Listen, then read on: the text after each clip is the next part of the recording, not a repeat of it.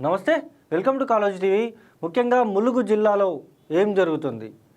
ఇటు ఇందిరమ్మ ఇళ్ళ పథకాల్లో కాంగ్రెస్ పార్టీ చోటా మోటా నాయకులే మొత్తం ఇల్లులన్నీ కొట్టేస్తున్నారంటూ కూడా అక్కడ ఉన్నటువంటి ములుగు జిల్లాలో ఉన్నటువంటి ప్రజలందరూ అయితే తీవ్రంగా ఆగ్రహం వ్యక్తం చేస్తున్న పరిస్థితి ఉంది. దీనికి సంబంధించి ఇటు చూసుకుంటే ములుగు జిల్లాకి సంబంధించి మంత్రి సీతక్క నియోజకవర్గంలో పూర్తిగా కూడా కాంగ్రెస్ పార్టీ కార్యకర్తలు కావచ్చు, లేకపోతే చోటా మోటా నాయకులందరూ కూడా ఇటు ఇందిరమ్మ ఇళ్ళ విషయాల్లో అయితే లంచాలకి పాల్పడుతున్నారు, అవినీతికి పాల్పడుతున్నారు, మమ్మల్ని డబ్బులు అడుగుతున్నారంటూ కూడా తీవ్రంగా ఆగ్రహం వ్యక్తం చేస్తున్న పరిస్థితి ఉంది.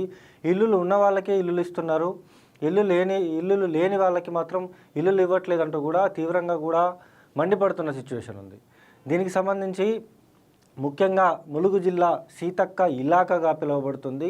సీతక్క ఇలాకాలో సీతక్కకి పూర్తిగా కూడా అక్కడ ఉన్నటువంటి ప్రజలు తీవ్రంగా కూడా మండిపడుతున్న సిచ్యువేషన్ ఉంది. దీనికి సంబంధించి పూర్తిగా కూడా ఆగ్రహం వ్యక్తం చేస్తున్నారు. ఇదేనా ప్రజాపాలన అంటూ కూడా పెద్దగా చేస్తున్న పరిస్థితి ఉంది.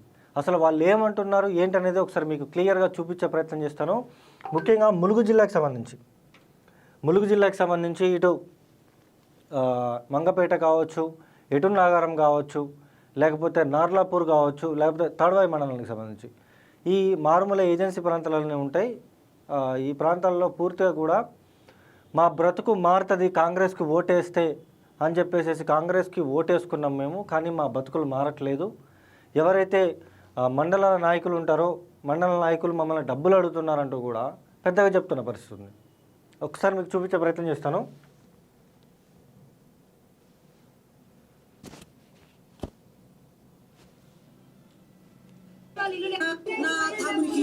నా అన్నకు గట్ల ఉన్నోళ్ళకు రాసుకున్నాడు గట్ల రాజకీయం ప్రభుత్వమే లంగ రాజకీయం. నువ్వు ఎక్కడ ఏ ప్రభుత్వం? కాంగ్రెస్ ప్రభుత్వం. దొంగ రాజకీయం, లంగ రాజకీయం. ఊళ్ళే రవిడీలు ఉన్నారు, మొత్తం దోసక తినే రవిడీలు, యాదవుల కాడ గుంజుగా తినే రైతులున్నారయ్యా. ఊళ్ళే రాజకీయం కాంగ్రెస్ వాళ్ళు అందరూ. అంటే చూసుకోవచ్చు, దీనికి సంబంధించి కూడా దోచుకొని తింటున్నారంటూ కూడా మారుమూల ప్రాంతాలకు సంబంధించిన ప్రజలు చెప్తా ఉన్నారు. అంటే కరోనా సమయంలో అంత ప్రజలకి మేలు చేసిన సీతక్క మీద ఇంత వ్యతిరేకత వస్తూ ఉంటే సీతక్క ఏం చేస్తూ ఉంది? సీతక్కకి ఇవన్నీ కనపడట్లేదా? చూడాల్సినంత అవసరం ఎంతైనా ఉంది. ఎవరైతే అర్హులు ఉన్నారో అర్హులకి ఇల్లులు ఇవ్వాలంటూ కూడా అక్కడ ఉన్న ప్రజలు చెప్తా ఉన్నారు. ఇంకోటి చూపిస్తాను మీకు.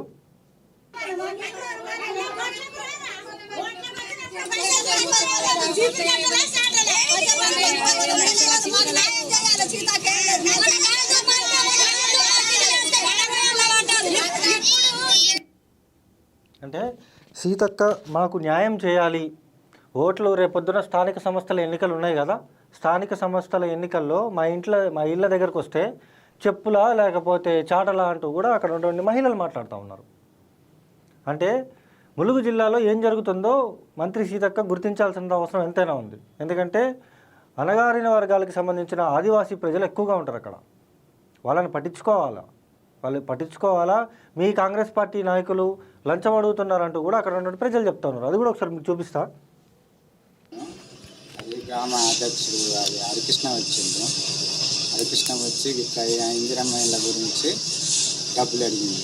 1 లక్ష రూపాయలు డబ్బులు అయితే డబ్బులు ఇస్తావా, ఇస్తే కట్టుకో, లేకపోతే వేరే వాళ్ళకి ఇస్తా అని అన్నాడు. హనుమల హరికృష్ణ ఎవరు? మండల కాంగ్రెస్ అధ్యక్షుడు హరికృష్ణ. ఏమంటే ఆ డబ్బులే ఉంటే మేము రేకులని తీసుకుంటే వాళ్ళం కదా, ఆ డబ్బులు ఏమని అన్నాడు. మళ్ళీ 10 రోజులకి ఇస్తాం. మళ్ళీ మొన్న నైట్కి వచ్చి మా పెద్దన్న ఇస్తున్నారు. మా పెద్దన్నని 8 రోజులు ఊరుగుతుంది. వాళ్ళు కూడా ఇదే గుడిసెలు ఉంటారు.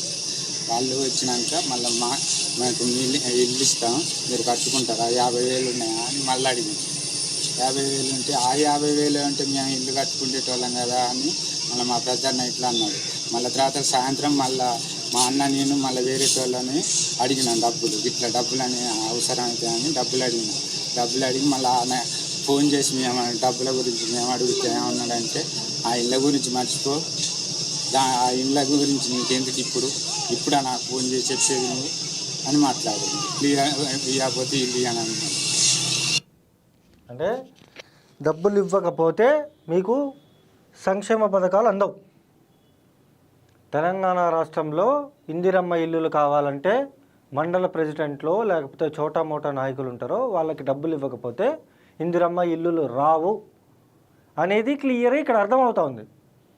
నిన్నగాక మనం చూస్తాం అక్కడ స్టేషన్ కనుపూర్ నియోజకవర్గంలో ఎవరైతే ఎమ్మెల్యే ఉన్నారో ఎమ్మెల్యే కాళ్ళు పట్టుకున్న పరిస్థితి ఉంది. అంటే 3 సార్లు మంత్రిగా చేసిన వ్యక్తి ఆయన కాళ్ళు పట్టుకున్నారు. మా పేర్లు కొట్టేసారండి కింద స్థాయి కార్యకర్తలు. అంటే ప్రజాప్రభుత్వం నడుస్తుందా, కార్యకర్తల ప్రభుత్వం నడుస్తుందా? తెలంగాణ రాష్ట్రంలో ప్రజాప్రభుత్వం నడుస్తుందా, ప్రజల ప్రభుత్వమా, లేకపోతే మీ కాంగ్రెస్ పార్టీ కార్యకర్తల ప్రభుత్వమా? ఇది ఏం జరుగుతుంది మంత్రి గారు? మీరు చూడాలి కదా, చూడాలా? వీళ్ళే కదా మిమ్మల్ని ఓట్లేసి గెలిపించుకుంది. రేపొద్దున స్థానిక సంస్థల ఎన్నికల్లో వీళ్ళు మీకు ఓట్లేస్తారా? ఆలోచించాలా. ఎక్కడికక్కడ సీరియస్ అవుతా ఉన్నారు. చెప్పింది నాకు ఇల్లు ఎందుకు రాలా, నా పేరు ఎందుకు లేదు ఊళ్ళో, మేము ఉంటలేమా, మేము ఓట్లు ఎత్తలేమా, లేకపోతే మాకు ఒక సుక్క నీళ్లు లేవు, మాకు తోవ లేదు, దారి లేదు, డొంక లేదు. మామూలుగా ఆదుకునేటోళ్ళు ఎవరు ఉన్నారు? పెద్ద మనుషులు లేరు, ఎవరు లేరు. మాకు ఊళ్ళో ఉన్న పేరే లేదు. అట్లాంటప్పుడు మేము ఓట్లు ఎవరికి వేయాలి సారిగా? మేము ఎవరికి వేయం. మాకు ఇల్లు ఇచ్చిన వాళ్ళకే, మాకు తోవ పెట్టిన వాళ్ళకు, మా ఇళ్ళకు నీళ్లు రప్పించిన వాళ్ళకే ఓట్లు వేస్తాం. మమ్మల్ని ఆదుకున్న వాళ్ళు అయితేనే మేము చూస్తాం. కానీ సీతక్క నాకు ఎట్లా ఒప్పుకొని పోయిందో, నాకు వీళ్ళు ఎట్లా ఇల్లు ఇయ్యారో వీళ్ళ సంగతి తర్వాత చూస్తాను. నాకు ఇల్లు రాని ఏడల వీళ్ళ సంగతి ఎందుకు నేను చూస్తా. వీళ్ళ మీద కేసు పెడతా సార్. నేను పోయి స్టేషన్కి డైరెక్ట్ పోతా. నాకు ఎందుకంటే సీతక్క ఒప్పుకుంది నా ఇంటికి వచ్చి నాకు ఇల్లు ఇస్తానని 2-3 సార్లు నా ఇల్లు మునిగింది. ఆ అమ్మ కూడా వచ్చి చూసింది. ఇటల్ రాజేంద్ర సార్ కూడా వచ్చిండు, అమ్మ నీకు ఇల్లు ఇస్తాం. నేను చెప్పిన సార్తో ఏం చెప్పినా, ఇగో మాకు బాత్రూమ్ ఇటుకలు తెచ్చుకొని ఇల్లు వేసుకున్నాం సారు, మాకు ఇచ్చిన మాను లేడు, మమ్మల్ని కాని లేడు, గా పొక్కలాల బతుకుతాను, మాకు ఇచ్చిన వాళ్ళు ఎవడు ఉన్నాడు? ఎవరు లేడు, ఎవడు మమ్మల్ని కాంతలేడు అని ఇక సార్తో కూడా మాట్లాడితే సార్ ఏమన్నాడు అంటే, నేను కూడా చూస్తామ్మా ఇల్లు వచ్చే మార్గం చేస్తానన్నాడు. మరి ఇల్లు పంచుకోవడం ఎక్కడిది సార్? ఇల్లు డబ్బులకు పంచుకోవడం ఎక్కడిది? డబ్బులకు అమ్ముడు ఎక్కడిది? అమ్ముడు వాళ్ళకి హక్కు లేదు. వాళ్ళు ఎట్టయితే ఇల్లు అమ్ముతారో, వాళ్ళు ఏమేం చేస్తారో మేము తర్వాత చూసుకుంటాం. మేమంతా ఆడోళ్ళమే పోతాం. ఆడోళ్ళమే పోయి సీతక్క కాళ్ళు పట్టుకుంటామో, ఏళ్ళు పట్టుకుంటామో. మరి ఆమె ఎట్ట ఇల్లు ఇస్తానని ఒప్పుకుందో అట్టాగానే మాకు ఇల్లు ఇవ్వాలి. వాళ్ళు ఎట్లా వచ్చి మమ్మల్ని ఓట్లు ఎట్లా అడుగుతారో, మాకేమిచ్చిన వాళ్ళు ఎట్లా ఓట్లు అడుగుతారో అప్పుడు మేము తర్వాత చెప్తాం సార్. అంటే చూసుకోవచ్చు, రేపొద్దున్న స్థానిక సంస్థల ఎన్నికలకి మీరు మా ఇళ్ళ ముందుకు వచ్చి ఓట్ ఎట్లా అడుగుతారని ప్రజలు అడుగుతారు. వీళ్ళకి సమాధానం చెప్పండి. వీళ్ళకి సమాధానం చెప్పండి. 10 సంవత్సరాల అరచక పాలన కంటే మీరు ఎక్కువ చేస్తూ ఉన్నారు. వాళ్ళు ఎట్లా చేసిండ్రో మీరు కూడా అదే వేలో పోతున్నారు. పెద్ద మార్పు ఏముంది, పెద్ద తేడా ఏముంది? ఆలోచించుకోవాలి కదా మీరు కూడా. సీతక్క గారు ఆలోచించాలి కదా. మీ కింద స్థాయి కార్యకర్తలు 50,000 లక్ష రూపాయలు ఏం చెప్పేసి అడుగుతూ ఉన్నారట మంగపేట మండలానికి సంబంధించి. అంటే ఏమైతా ఉంది, మీ దృష్టికి రావట్లేదా ఇవన్నీ? లేకపోతే వచ్చేసారి మనం గెలవమో లేకపోతే చూద్దాంలే మన కార్యకర్తలైనా బాగుపడి అని ఆ వీధిలో పోతున్నా మీరు? చూడాలి కదా, చూడాలి. వీళ్ళే కదా మిమ్మల్ని రేపు పొద్దున్న మీకు రాజకీయ భవిష్యత్తుకి వీళ్ళే కదా పునాది. ఇలాంటి సమస్యలు వచ్చినప్పుడే కదా మీరు షార్ట్అవుట్ చేయాల్సిన అవసరం ఎంతైనా ఉంటుంది కదా. షార్ట్అవుట్ చేసుకోవాలి కదా. ఇది చూడొచ్చు గ్రామ పంచాయతీ అయితే మామూలు ఇందిరమ్మ ఇళ్ళ కింద 145 ఇల్లు లబ్ధిదారులకి స్కీమ్ కింద వస్తుంది. ఇందిరమ్మ ఇళ్ళ కింద 145 పేర్లు వచ్చినాయి, పెట్టుకున్న వాళ్ళకి వచ్చిన తర్వాత గ్రామ కార్యదర్శి గ్రామ సభ రోజు 145 ఇల్లు వచ్చినాయి, వీళ్ళకి మరకు అరువులు అని చెప్పేసి పేరు చదివి అందరి సమక్షంలో వినిపించాడు. వినిపించిన తర్వాత చాలా తక్కువ అమౌంట్ లో తక్కువ ఇల్లు వచ్చినాయి అని పైనుంచి ఆర్డర్ వచ్చినప్పుడు 40 ఇల్లు అని 40 ఇళ్ళ పేర్లు దారి లేదు, డొంక లేదు. మామూలుగా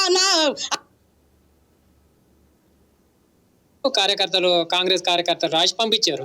40లో మళ్ళీ తగ్గిన ఇల్లు, మళ్ళీ తగ్గేపాటికి మళ్ళీ 25 అనగానే మళ్ళీ దాన్ని లిస్ట్ తర్జనా భర్తీ చేసి మళ్ళీ 25 పేర్లు మళ్ళీ రాసి పంపించారు. 25లో మళ్ళీ కాదు స్కీమ్ తగ్గింది, మామూలు ఎస్టీ కోటా కింద చెనక్కుంటూ వెళ్ళాలనగానే మళ్ళీ 5 తగ్గించేసి 20 రాశారు. 20 రాసిన వాటిల్లో కూడా అర్హులై వచ్చిన వాళ్ళై బీసీ కింద మామూలు ఈడుపుగాని నాగమల్లేశ్వరి అని ఆమె అర్హులారా, ఆమెకు సెంటుకుంట లేదు, బరకాలు కప్పుకొని ఉంది. కార్యదర్శి గారిని చేస్తే మీరు సర్వే చేసినప్పుడు ఎలా చేశారో ఆమె అర్హులాల కాదా అంటే ఆమె అర్హురాలు, ఇల్లు శిథిల వ్యవస్థలో ఉంది. నేను అందరినీ 145 మంది అర్హులే, ఇది నా చేతిలో పని కాదు అని కార్యదర్శి ఇలా ఉదయం చెప్పడం జరిగింది. ప్రపోజల్ లిస్ట్ వచ్చేసింది అని చెప్పడంగా ఇరుకు నాగమల్లేశ్వర పేరు ఈ రోజు లేదు. నిన్న సాయంత్రం వరకు ఆ కార్యకర్తలే నీకు లిస్ట్ వచ్చింది, ఫైనల్ వచ్చేసింది, నీ దగ్గర కట్టుకోవడానికి రూపాయి ఉందా లేదా, నీకు రూపాయి లేకుంటే వేరే మారుస్తా అని చెప్తే నాకు రూపాయి ఉంది నేను కట్టుకుంటాను చెప్పడం జరిగింది. తెల్లారేపాటికి ఆ లిస్ట్ తీసేసి గ్రామసభ కాడ చదువుతా ఉంటే లిస్ట్లో పేరు లేదు. అట్లాగే అమ్మ లక్ష్మి నిరుపేద, బీసీ కిందకు వస్తుంది, ఆ నిరుపేదది కూడా తీసేసి ఇల్లు రాలేదని చెప్పారు. ఇదే పార్టీలో మామూలు కాంట్రాక్టర్ వచ్చిన వ్యక్తి చెల్లి వలస వచ్చిన చెల్లికి వాళ్ళ బాబాయ్ కొడుకులకి అట్లా పెద్ద నాయకులు అయిన ఉన్నప్పుడు నాయకత్వం వహించాలి అనుకున్నప్పుడు తాను నష్టపోయినా ఎదురు వాళ్ళకి సేవ చేయాలి. అలా సేవ చేసి వాళ్ళ దగ్గర మన్నలు పొందాలి. కానీ వచ్చినాయి మేము కష్టపడ్డాము, మేము చేసాం, మేము తిరిగిన వాళ్ళం అని చెప్పేసి మళ్ళీ ఎలిగేషన్ చేస్తారు. ఈ పార్టీలో ఉన్నప్పుడు పార్టీలో క్యాండిడేట్కి వచ్చినప్పుడు ఇదెందుకు పోలేదు అంటే ఆయన ఎలిగేషన్ చేస్తాడు, అయిందే అనుకుంది, పేదోళ్ళు ఏం చేయగలుగుతారు అంటాం కూడా జరిగింది. మామూలు నాదేముంది అంటే మామూలు ఉన్నది అంటే నా ఇల్లు మొత్తం కూలిపోయింది, అమ్మ పేరు ఉంటుందని నేను అనుకున్నా. అమ్మకు కూడా తీసేసి జెండా మోసి చేసి కార్యకర్తనే ₹1,00,000 ఇవ్వడానికి సిద్ధంగా ఉన్నా. గవర్నమెంట్ సొమ్ము నాకు ఇప్పటి వరకు ఏమీ లేదు, ఇప్పటి వరకు ఏమీ తెలియదు కానీ ₹1,00,000 ఇవ్వడానికి కూడా సిద్ధపడ్డాక తర్వాత మళ్ళీ వాడు ఎలిగేషన్ చేస్తాడు వద్దని చెప్పి మళ్ళీ ఆయనకి నచ్చిన పేర్లు చెప్పడం జరిగింది. ఇందిరమ్మ కమిటీ ఉంది, ఇందిరమ్మ కమిటీ వాళ్ళని ఇన్వాల్వ్ చేయకుండా వీళ్ళే చేయడం జరిగింది అనమాట. అంటే మేము ₹1,00,000 ఇవ్వడానికి కూడా రెడీ అని చెప్పేసి మీ కార్యకర్తలే చెప్తా ఉన్నారు. ఇక్కడ విచిత్రం ఏంటంటే జెండా మోసిన మీ కార్యకర్తలకే మీరు ఇల్లు ఇవ్వట్లే. నేను ₹1,00,000 ఇస్తానని చెప్పేసి మీ కార్యకర్త ₹1,00,000 ఇవ్వడానికి కూడా నేను రెడీ, కానీ మళ్ళీ ఇందులో కూడా కలగా మిల్గం బిస్మిల్లాబాదే. ఏం జరుగుతూ ఉంది, ఏం చేస్తూ ఉన్నారు? అసలు ఎంత విచిత్రం అంటే ఒక ఆయనేమో డబ్బులు అడుగుతాడు, ఒక ఆయనేమో డబ్బులు వద్దు నువ్వు పార్టీలో తిరుగుతున్నావు కాబట్టి నీకు ఇస్తే అందరు నీకే ఇచ్చినావు అని అంటారు. ఆయన నిరుపేదైనా ఆయనకి ఇల్లు ఇయ్యరు. అసలు ఏం జరుగుతూ ఉంది? అంత విచిత్రంగా ఉంటుంది ములుగు జిల్లా అంతా. ఎంత విచిత్రం అంటే